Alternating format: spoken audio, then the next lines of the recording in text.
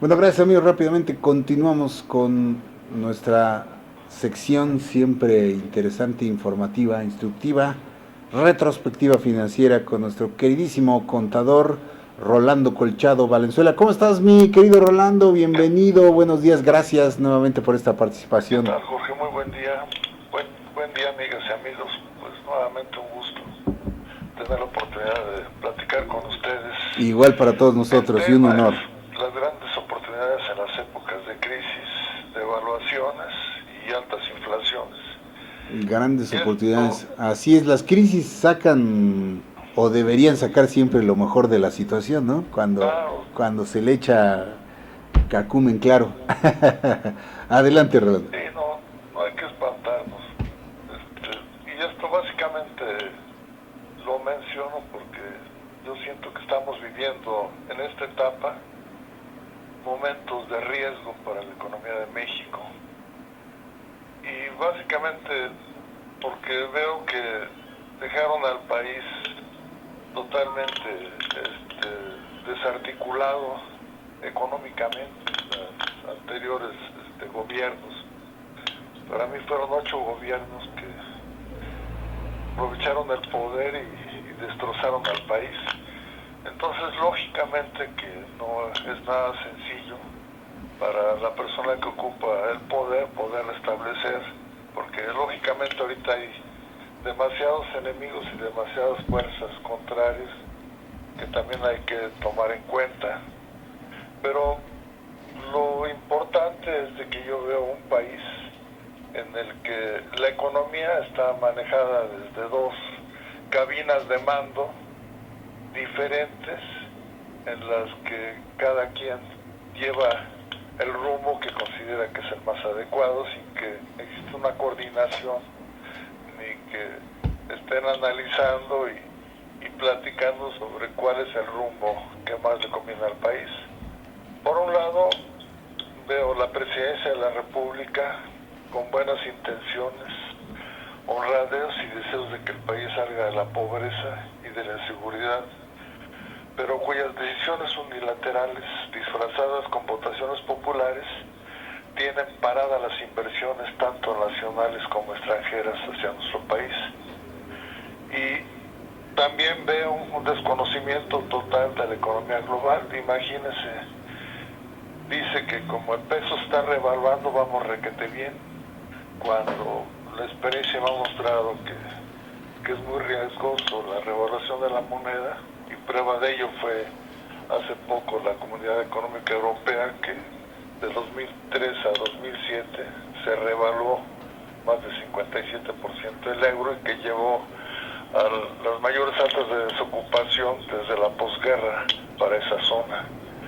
Por otro lado, vemos un banco central, desde mi punto de vista, con ideas obsoletas, deseando que al país le vaya mal, en base a sus declaraciones, es lo que yo interpreto, sin darse cuenta que juega la parte más importante en el manejo de la economía. Imagínense, quien tiene el manejo económico del país, en sus declaraciones está deseando que tengamos recesiones, que nos va a ir mal, cuando él es el que debe llevar el curso y aparte coordinarse con el presidente. La vez pasada platicábamos que si Deng Xiaoping hubiera tenido las condiciones que tiene López Obrador en China, no hubiera podido sacar de la pobreza a China.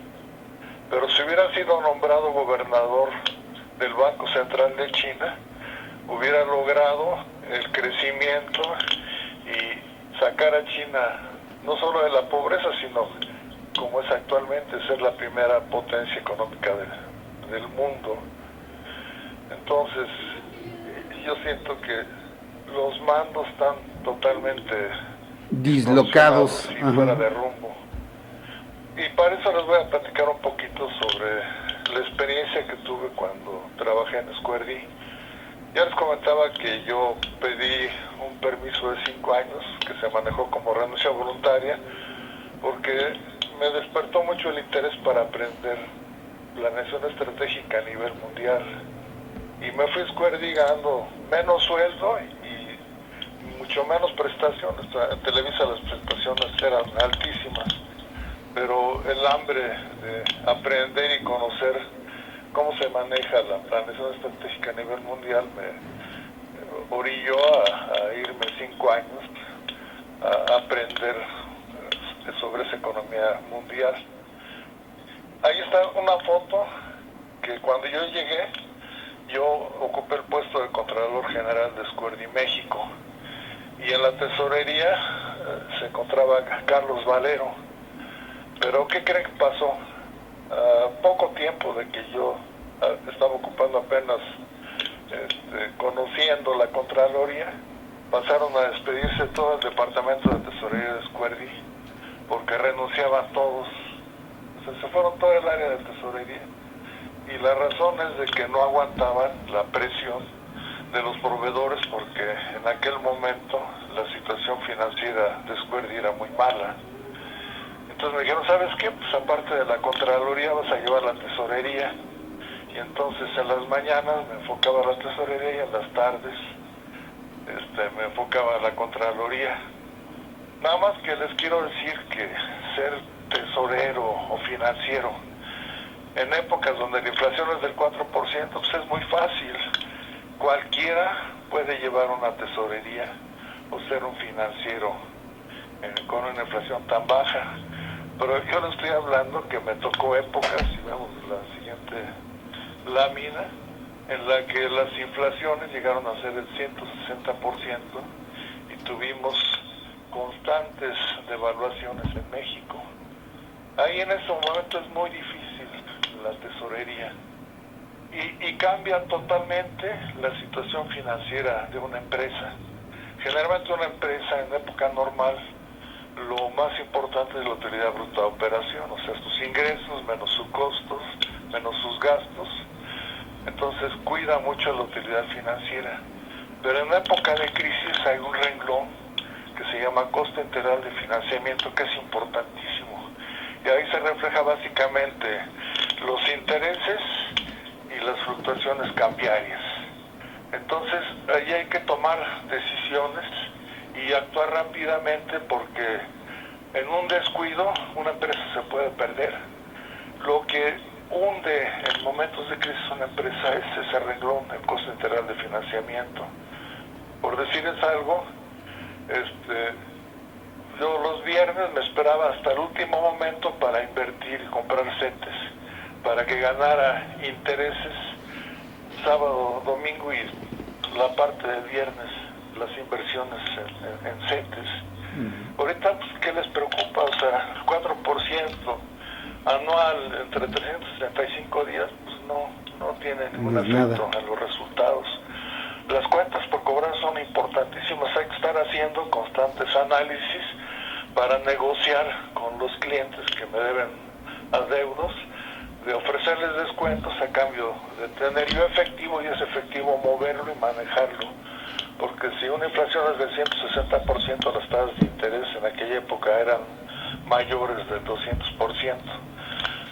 Pero con tan buena suerte que al poco tiempo que tomé la tesorería vino una instrucción de Estados Unidos en el que se implementó un sistema de producción llamado Just in Time, o justo a tiempo. En ese sistema no hay almacenes. Entonces nos dieron la orden de que se formara un comité para vender los inventarios, y se desbarataron los inventarios y todas las mercancías. Algunas se regresaron a las plantas de Estados Unidos y otras se vendieron. Entonces, en ese momento ingresaron flujos importantes a Squardi y la situación financiera cambió totalmente. Con eso, pues, lógicamente, en lugar de tener escasez, lo que tenemos era flujos y visitas constantes de los banqueros, porque les interesaba que invirtiéramos nuestros sobrantes de efectivo en sus instituciones. Al poco tiempo, anteriormente, se hacía la traducción conforme a principios americanos, que es el FA 52, que es un método muy lógico, y que hay aparte dos formas, una para países con baja inflación y otra para países con alta inflación. Entonces nos mandaron llamar a Estados Unidos para que nosotros mismos hiciéramos la reexpresión. Anteriormente se hacía en Estados Unidos y les interesaba interesaba que conociéramos y viéramos los efectos de los resultados en los estados financieros. También, al momento de analizar el FA 52 y compararlo contra un boletín que manejaba la inflación, que era el B10, me costaba trabajo entender por qué los resultados eran tan diferentes en pesos y en el extranjero en dólares. En un principio no lo entendía. Cuando lo entendí, vi que lo que pasa es de que en la globalización hay dos dimensiones y hay que entenderlas y separarlas, pero a su vez están relacionadas. Como se implementó planeación estratégica, nos pidieron un reporte que le llamaban el Worldwide Report, o sea, reporte de clase mundial, en la cual, en lugar de presentar un estado financiero que era el estado de resultados, el estado de costo de producción y el balance, presentábamos como 30 estados financieros, porque ese estado de resultados se descomponía en 25 o 30 familias que constituían los productos que se elaboraban en Square D. Estoy hablando básicamente de productos estándar. En Square D México se producían aproximadamente 2.500 productos estándar. Entonces se empezó a separar y se enviaba esa información al corporativo en Chicago y me mandaban llamar para ayudarlos a la consolidación, pero porque era un trabajo muy complicado. Adicionalmente, en aquella época había constantes devaluaciones. Entonces, cuando una compañía extranjera tiene inversiones en un país que se devalúa, tiene pérdidas. Y casualmente, cuando iba a Estados Unidos y consolidábamos, vi que gran parte de la producción se canalizaba a México. Y en un principio no entendía, bueno, ¿por qué se canalizan a México? Pues entonces ahí en esa tabla podemos ver que lo que pasa es de que por la devaluación de nuestra moneda, nuestros productos en el extranjero eran muy económicos, a pesar de que la maquinaria que tenía Square D México, en 1946 la dieron de baja de las plantas de Estados Unidos. Imagínense, era mercancía ya obsoleta. Pero con esa mercancía obsoleta, México vendía más que cualquier otro país. Y la producción se enfocaba mucho hacia México. La capacidad era total, o sea, se utilizaban las 4 plantas que tenía México a la máxima capacidad. Pero también, cuando hacía la traducción de estados financieros, de repente, cuando había devaluaciones, tenían pérdidas muy fuertes. Hay un renglón que se llama Translation Adjustment, donde ahí se reflejan todos los efectos que genera la inflación y la traducción de estados financieros. Entonces, en un principio me hablaban, oye, ¿cómo nos fue? Pues, seguramente bien, porque todo lo tengo protegido en inversiones en dólares en Estados Unidos, así que no debemos de tener ningún problema. Pero cuando hacía la traducción, ¿qué creen? Sorpresas. Teníamos pérdidas importantes en el estado de resultados. Entonces me costó mucho trabajo entender por qué se generaban y se los voy a explicar muy rápidamente. Lo que pasa es que si yo tengo, por ejemplo, 50 millones de dólares en México, a pesar de que lo tenga en Estados Unidos, cuando hay una devaluación, ¿qué me ocurre? Pues tengo ingresos adicionales porque ya mis dólares se incrementan, ya tengo más pesos por el tipo de cambio que se eleva. Pero ese incremento me genera a su vez una utilidad cambiaria. Y esa utilidad cambiaria genera un impuesto y un pasivo con el fisco. Entonces en México teníamos utilidades elevadas, pero cuando lo hacía la traducción en mis estados financieros en Estados Unidos eran pérdidas. ¿Por qué? Pues porque en Estados Unidos esos 50 millones de dólares, después de la devaluación, seguían valiendo 50 millones de dólares. Pero a cambio tenían algo que antes no tenían, que es un pasivo con el fisco por la utilidad cambiaria. Entonces ese pasivo generaba pérdidas. Y como obteníamos muchas divisas, porque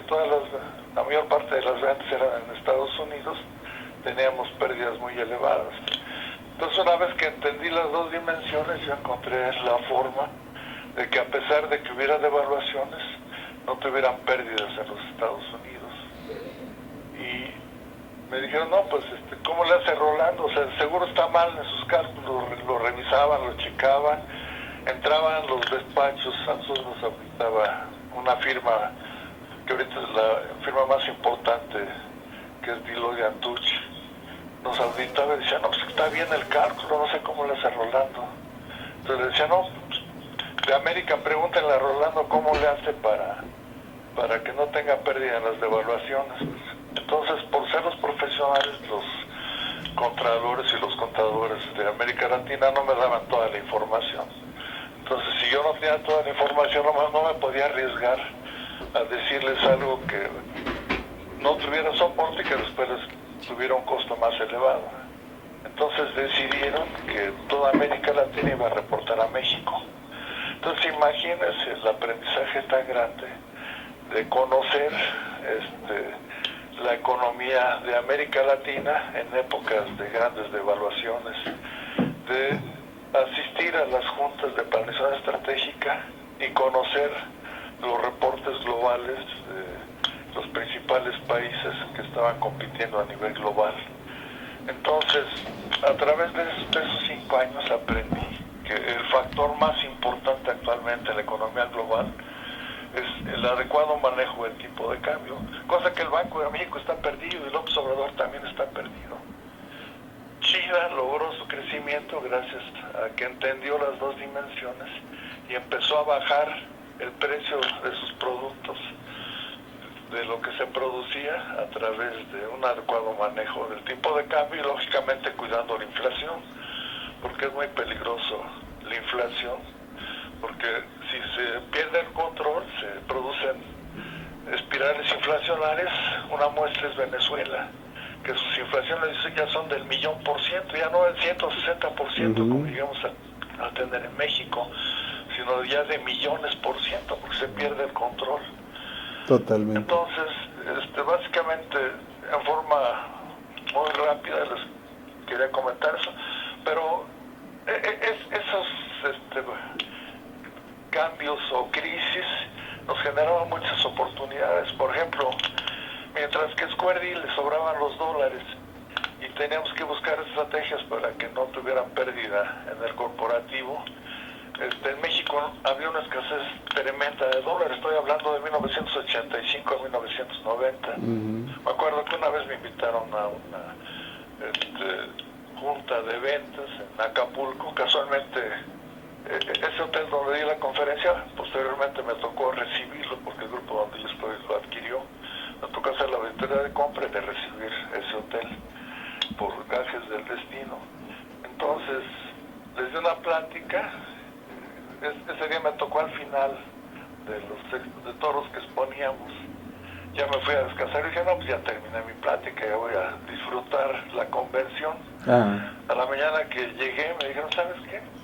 Que nos pide el presidente de Square que repita su plática porque se le hizo muy interesante. Entonces dije, no, pues si quieren, no solo la voy a repetir, tengo muchísimo material y muchas cosas. Ustedes me dicen dónde me paro, porque hay mucha información que me gustaría transmitirles. Total, todo ese día me la llevé yo en mis pláticas sobre economía y la situación a nivel global, pero el presidente, que era una gente muy inteligente, que tenía muy buenas relaciones, negoció con el gobierno un convenio, porque cuando yo entré se pidieron un préstamo de $4 millones por la falta de flujos. Esos 4 millones nunca se utilizaron y no me generaba pérdidas porque yo tenía los dólares y aparte tenía el pasivo, se compensaba en mi posición monetaria. Sin embargo, se presentó, o el presidente negoció, lo que se llamó un contrato de reporto. O sea que le prestamos al gobierno, no se los vendimos, les prestamos $4 millones. Por esos $4 millones nos los pagaron como a 100 pesos el tipo de cambio, pero con la condición de que cuando vencieran las letras o los documentos, el gobierno tenía que devolvernos los dólares para que le pagáramos al Banco de California. Pero esa entrada de flujo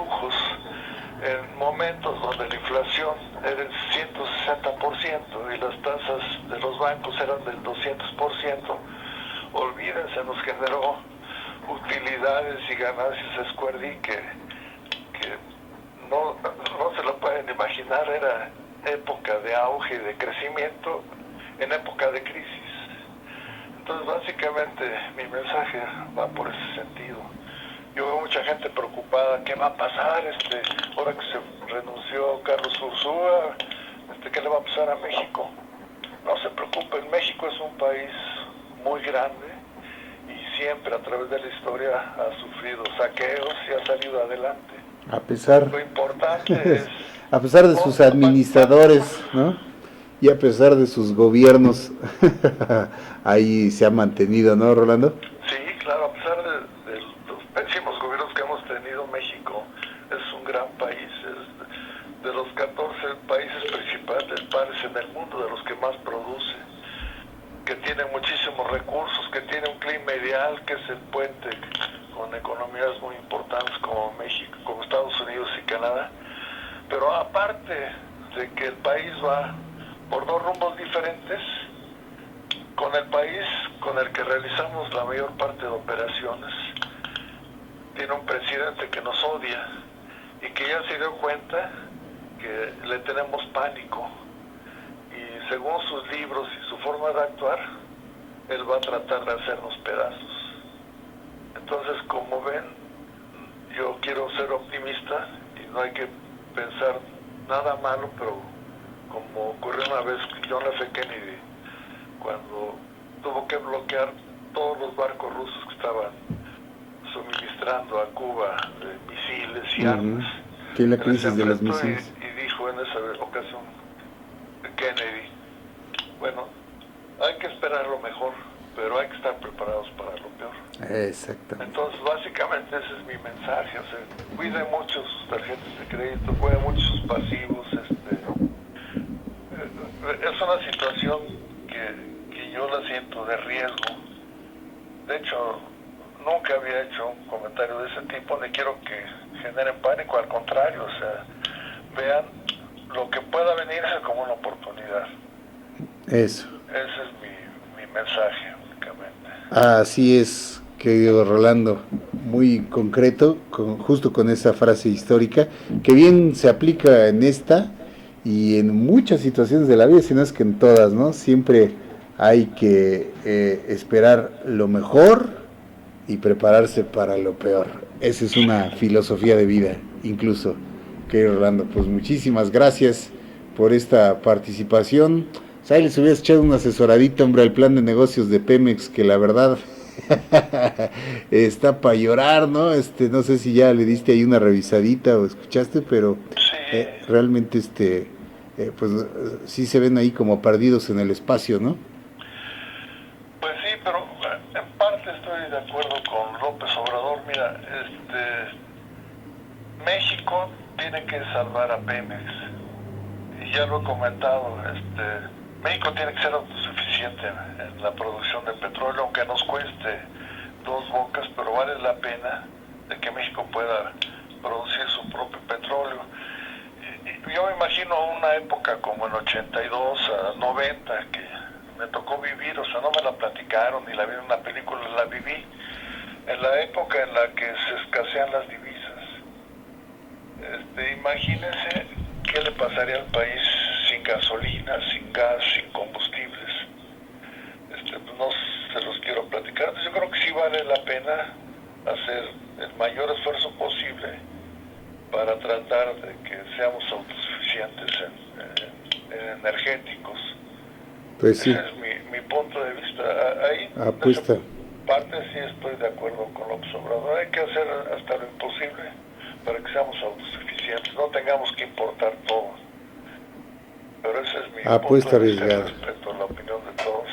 Ahora, también muy lo que bien veo de los expertos, de veras no conocen ni visualizan las dos dimensiones. Ellos nada más ven una sola dimensión y sobresablan. Entonces, de veras, hace falta mucha cultura, inclusive en las universidades.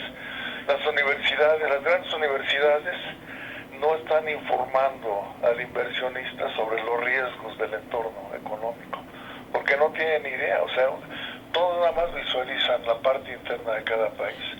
Pero lo importante, lo que está cambiando el poder y la riqueza en el mundo, y muestra de ello es China y la India, es entender las dos dimensiones y ser competitivo en la dimensión de la globalización. Con eso genera riqueza y dinero para tu país, porque viene de todas partes del mundo, porque somos parte de un mundo cada vez más pequeño en el que estamos relacionados y pase lo que pase en cualquier parte nos afecta. Entonces, mi punto de vista, yo difiero mucho de los calificadores, que me perdonen los expertos, que me perdone el Banco de América, que me perdone el secretario del Tesoro de Estados Unidos, el gobernador del Banco de México. Discúlpenme, pero desde mi punto de vista les falta visión.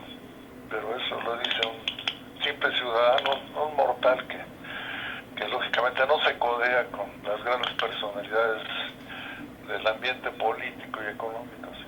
No, pues ahí está, es tu punto de vista tan valioso como el que más, mi querido Rolando, además pues con conocimiento de causa, lo cual agradecemos siempre, mi querido Rolando. Muchísimas gracias como siempre por esta participación. No, al contrario, gracias a ustedes, muy buen día. Gracias, Rolando. Bonita semana, excelente semana. Igualmente para ti, querido Rolando, te mandamos un abrazo, todo nuestro cariño y respeto y nos escuchamos la siguiente.